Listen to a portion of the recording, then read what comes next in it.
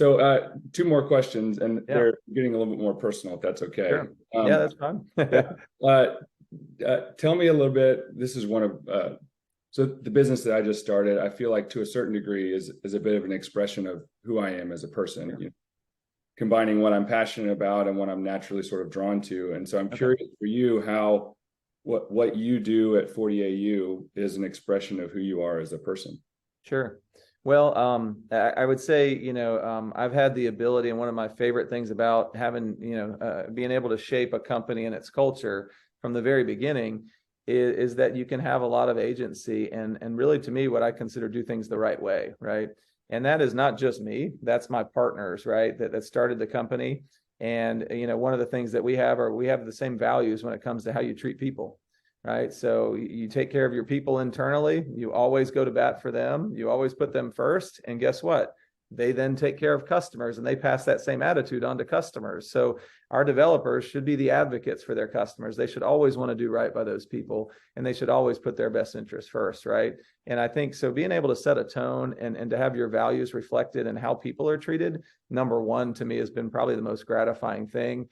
I think any of our customers will say to you that, if 40AU didn't do what they say we're going to do, that we will make it right for them, right? We will cut hours, we will cut their bill, we will negotiate with them, we will help them make sure they get to a good place. And again, that's something that I think just from an integrity perspective, you always look around and you see people that have done well in business, and I think sometimes you question their motives, you question maybe how they did it, and it's nice to work at a place where I don't have to worry about that.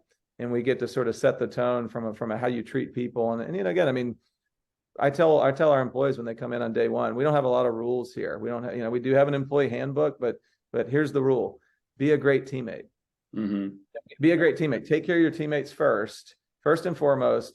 Pull for each other, root for one another, and build a great team.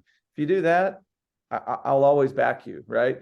But if you're a crappy teammate and you're selfish and you don't give back to the team and you don't pull your weight, well, that is the core value you violated, and you shouldn't be here, right? And so you hope, one of the best definitions to me of culture is what happens when the leader's not in the room, or when the leader's gone. And what I've been gratified to see over the years is that when I'm out of town, or when our groups are having to decide and make a difficult decision, they generally are making the right decision with those values in mind. And it's not a rule book we gave them. It's just a set of values, and how do we think about it and how we treat each other. Yeah. And I would imagine too, that informs how you all hire as well. You want to have the right people on the bus so that, that bus is A, going to the right place, and B, you're bringing the right people to where you're going. We have turned down a lot of really talented software developers that it just seemed in the interview process that they were all about themselves. Right. And again, there can be quite a bit of arrogance in this industry if you're a top developer, if you want to call it that.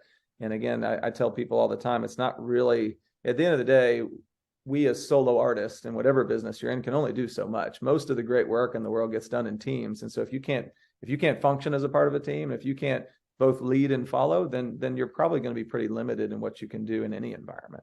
Yeah.